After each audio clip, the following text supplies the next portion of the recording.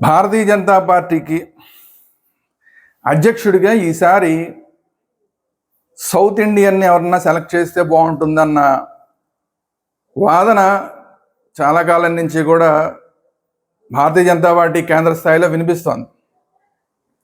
అయితే దీనికి ఎవరైతే బాగుంటారు అని ఆలోచిస్తే చాలామంది ఇప్పుడున్న ప్రజెంట్ ఉన్న రాజకీయాల్లో యాక్టివ్గా ఉన్న కిషన్ రెడ్డి గారిని, కేంద్ర మంత్రి గారు కూడా ఉన్నాడు, ఆయన గతంలో తెలంగాణకి 2 సందర్భాల్లో అధ్యక్షుడిగా చేశాడు, ఉమ్మడి రాష్ట్రంలో కూడా అధ్యక్షుడిగా చేశాడు.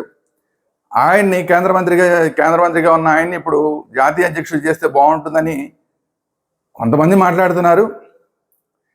ఇంకా వేరే రాష్ట్రాల్లో ఇంకెవరన్నా ఉన్నారా అని చూస్తే మాత్రం పెద్దగా ఎవరు కనిపించట్లేదు.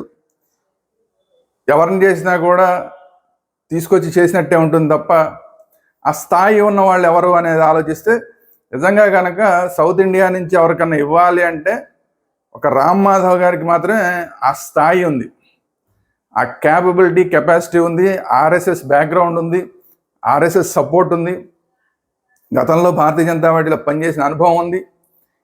ఇవన్నీ ఉన్నాయి కాబట్టి రామ్ మాధవ్ గారిని పెడితే ఆ పదవికి కొంత న్యాయం జరుగుతుంది, ఒక స్టేచర్ ఉన్న వ్యక్తికి ఇచ్చినట్టు అవుతుంది తప్ప మిగతా ఎవరికి ఇచ్చినా కూడా దానికి పెద్దగా అంటే జస్ట్ లైక్ పప్పెట్ లాగా ఉండేవాళ్లే ఉంటారు. ఎందుకంటే ఇప్పుడు మోడీ గారు వాళ్ళు వచ్చిన దగ్గర నుంచి కూడా మనం ఏ విధంగా భారతీయ జనతా పార్టీ అధ్యక్షుడిని, జాతీయ అధ్యక్షుడిని చేస్తున్నారని చూసాం. అమిత్ షా గారిని పెట్టుకున్నారు. అమిత్ షా గారు మోడీ గారికి చాలా కావాల్సిన వ్యక్తి. తర్వాత ఆయన్ని హోమ్ మినిస్టర్గా తీసుకొచ్చినప్పుడు వీళ్ళకి అనుకూలంగా ఉండే వ్యక్తిని, మోడీ గారికి అనుకూలంగా ఉండే వ్యక్తిని నడ్డా గారిని తీసుకొచ్చి అక్కడ పెట్టుకున్నారు. మామూలుగా రాజకీయంగా మనం బీజేపీ వాళ్ళు ఏం మాట్లాడినా అది వేరే విషయం, కానీ అందరికీ ఓపెన్ సీక్రెట్ అది, వాళ్ళకు అనుకూలంగా ఉండే వ్యక్తిని అక్కడ పెట్టుకున్నారు. కానీ ఈసారి ఆర్ఎస్ఎస్ బ్యాక్గ్రౌండ్ ఉన్న వ్యక్తినే ఖచ్చితంగా పెట్టుకోవాలి అనేది ఆర్ఎస్ఎస్ వైపు నుంచి వస్తున్న ఒక ప్రెజర్ ఏదైతే ఉందో దాన్ని తట్టుకుని మోడీ గారు వాళ్ళు ఇది చేయగలుగుతారా? ఇప్పుడు మళ్ళీ కిషన్ రెడ్డి గారిని పెట్టుకున్నారంటే కిషన్ రెడ్డి గారు కూడా మోడీ గారికి చాలా అనుకూలుడైన వ్యక్తి, గతంలో మోడీ గారితో కలిసి పనిచేసిన వ్యక్తి, మోడీ గారితో కలిసి అమెరికా టూర్ దగ్గర నుంచి వెళ్ళిన వ్యక్తి. సో ఆ పరిచయాలు వాటితోనే ఇప్పుడు కేంద్ర మంత్రి దాకా రావడం ఇవన్నీ కూడా జరుగుతున్నాయి, చూస్తున్నాం మనం. కిషన్ రెడ్డి గారిని పెట్టినా కూడా మళ్ళీ వాళ్ళకి కావాల్సిన మనిషినే పెట్టినట్టు అవుతుంది. కానీ ఆర్ఎస్ఎస్ బ్యాక్గ్రౌండ్ తోటి ఉన్న వ్యక్తి రావాలి అన్నప్పుడు సౌత్ ఇండియా నుంచి కూడా ఎవరున్నారు అంటే ఖచ్చితంగా రామ్ మాధవ్ గారి పేరు ఫస్ట్ వినిపిస్తుంది ఖచ్చితంగా.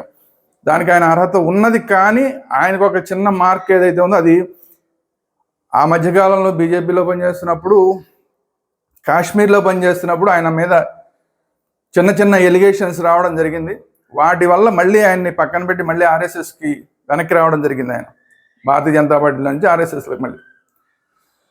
సో ఆయన్ని ఇప్పుడు మళ్ళీ తీసుకొచ్చి పెడతారా, లేదా ఆ బ్యాక్గ్రౌండ్ని చూపించి కాశ్మీర్లో ఏదో చిన్న ఇష్యూస్ వచ్చినాయి కాబట్టి ఆ ఇష్యూస్ని తీసుకొచ్చి ఆయన ఆపుతారా? ఒకవేళ ఆయన్ని కాదు అంటే అసలు ఎవరు, వెంకయ్యనాయుడు గారి తర్వాత మళ్ళీ ఆ స్థాయిలో ఆ స్టేచర్ ఉన్న వాళ్ళు ఎవరు అంటే ఎవరు కనిపించట్లా. కేరళ నుంచి ఎవరు కనిపించట్లా, కర్ణాటక నుంచి యడ్యూరప్ప లాంటి వాళ్ళు సీనియర్లు ఉన్నా కూడా వాళ్ళ మీద ఉన్న ఆరోపణలు చాలా దారుణమైన ఆరోపణలు ఉన్నాయి.